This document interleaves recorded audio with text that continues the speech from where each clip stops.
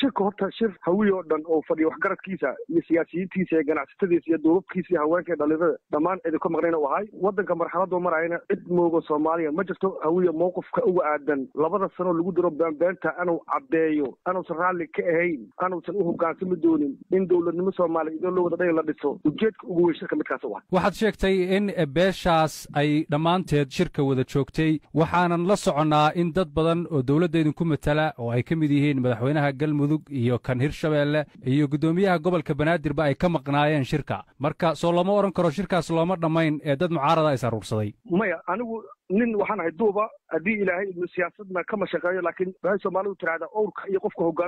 hogaana udhexeeya nimankaasi waa run hase ahaatee isteedada ay xukumaan ana inta haddii ilaahay idnu hadday galmudug tahay hadday hirshabeelle tagaan baarlamaanka oo ayaga soo doortay iyo haddii ilaahay idnu duubabka dhaqanka iyo waxgaradka degan goboladaas ay mowqifka ay qabaan ka hor caddeeyaan haddii ilaahay idnu ayagaa laga rabaa ummadda soomaaliyeedna waxaa deeqda nabadgelyo waxaa deeqda dowladnimo hawiyena ummadda soomaaliyeed uu ka mid yahay dowladda soomaaliya waxay degan tahay magaalada muqdisho hawiya u gogol ummadda soomaaliyeed wuxuuna rabaa dowladnimo wuxuuna rabaa walaalnimo wuxuuna rabaa wax loo wada dhan yahay raali lagu wada yahay waxa hawiya ka shirayna maanta midaas beeluhu inta badan waa shiraan waxyaaba waxayna ka shidaan ayaga danahooda ah marka idinka ka beel ahaan waad shirteen arrimo siyaasadeed baad ka hadasheen weliba adoo oday dhaqameeda waxaad leedahay arrimo siyaasadeed baan ka hadlaynaa marka soo uma muuqato in shirkiinaan uu ahaa mid siyaasadaysan ma siyaasadeysna dowladda soomaaliya doorashada waxa lagu heshiiyey waa 4 sano walaalkeen maxamed cabdullaahi farmaajo waxay ku ogaa 8 February haddii la rabo in waxa la heesto yar ay burburaan dadkaani waxay samayn lahaayeen haddii ilaahay fawdo annaga fawdo ma ana samayn waxaa rabnaa nabadgelyo waxaa rabnaa wax heshiis lagu yahay qof waliba soomaaliyana mas-uul ha ahaado qof caadi oo shacban ha ahaado wuxuu u baahan yahay nabadgelyo dowladnimo u baahan yahay marka macnaheedu maahan haddii aad tiri waxa la toosiyo ana siyaasad faraha la gasho macnaheedu maahan qof waliba soomaaliya oo muwaadin aan xaq u leh anu xaqa iyo waxay tahay ka rusha laakiin shirka waxyaabihii ama qodobadii aad ka soo saarteen waxaa ku jiray kuwa badan oo xanaf leh oo aan u muuqan kuwa wax toosinaya ee hanjabaad u muuqday marka haddii aad wax toosinaysaan soo kama habboonayn si sidaa ka duwan inaad u dhigtaan qofka bini'aadanka marka cuntada cunaayo laba mar oo isku mid ah oo isku miisaan afkiisa ma geli karayo kelmado aan diin lahayn anay kala sarreeya waa macquul hase ahaatee waxaan kuu caddayhayaa anigoo imaam daahir imaan maxamuuda anigu hawiya colaadna rabin dulmina aw beel kala dulmihaynin dowlad soomaaliyeed ee xafiiska jooga waqtiga Soomaaliya oo dulmihaynin oo u baahan yahay ummadda Soomaaliyeed iyadoo raaliya sidaba hor u dhici jirtay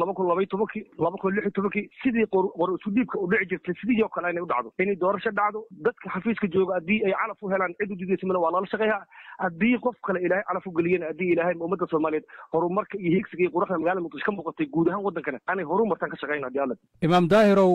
madaxweynayaashii farmaajo ka horreeyey waqti ayay ku darsadeen inkasta hal ekaadeen waqtiyadaasi ma jirin shirar noocaan ah oo aad qabateen ama aad qaban jirteen marka soo uma muuqato marka in farmaajo aad qabiil uun aad uga soo horjeedaan wallaahi kelmaddaasi anayna meesha qaban amba kabiil ahaan amba ka duub ahaan aniga qabaanidaas meesha qaban sababtay tahay maxamed cabdullaahi farmaajo sheekh shariif sheekh axmed oo madaxweynaha ka dhigay barnaamij haddii beelnimo soo riixay markaasna lagama aana dhigeen haddii doorashadii uu ku guulaystana madaxweyne xasan sheekh maxamuudna iyo madaxweyne sheekh shariifna labada gacmood qabteen waxayna ballan qaadeen ummadda Soomaaliya bulshada caalamka horta inay si wanaagsan ula shaqeeyaan muhiimaddu marka waxay tahay dowladda Soomaaliya waa 4.5 waa qabiilo isu yimid waa heshiis wada ogola annaga ka qabiil ahaan anaan cadayna haddaan siyaasiyiin leenahay haddaan culimaaduin duub leenahay bulshada qaybaheeda kala duwan anaan caddayno mowqifka aan ka taaganahana ma ahan maxamed cabdullahi farmaajo wax qabiil loogu rabeehayo hawiye ummadda soomaalida gogol yahay wuxuuna u baahan dowladnimo soomaali wanaageen kartuuna qodka rabaa hormuudna ka noqon doona haddii ilahay qaar ka mid ah ee dadkii meesha ka hadlayey ama shirkaasi joogay waxay jeedinayeen hadalla xanaf leh oo hanjabaad ay ku jirto ma la odhan karaa